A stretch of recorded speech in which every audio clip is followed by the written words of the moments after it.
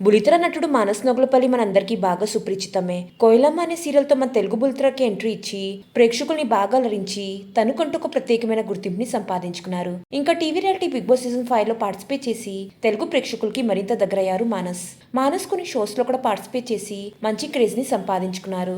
ప్రస్తుతం అయితే మానస్ బ్రహ్మముడి సీరియల్లో రాజ్ క్యారెక్టర్లో నటిస్తూ తమ నటనతో తెలుగు ప్రేక్షకుల్ని బాగా ఎంటర్టైన్ చేస్తున్నారని చెప్పాలి. పర్సనల్ విషయానికి వస్తే మానస్ భార్య పేరు శ్రీజ రీజన్ గానే పండంటి మొగబిడ్డికి జన్మనిచ్చిన సంగతి తెలిసిందే.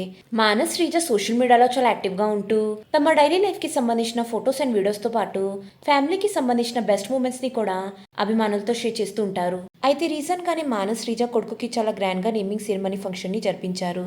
ఆ ఫంక్షన్ కి సంబంధించిన కొన్ని బ్యూటిఫుల్ ఫొటోస్ ని మానస్ తన సోషల్ మీడియా వేదికగా షేర్ చేసి కొడుకు పేరు ధ్రువ నగులుపల్లి అని నామకరణం చేశారు.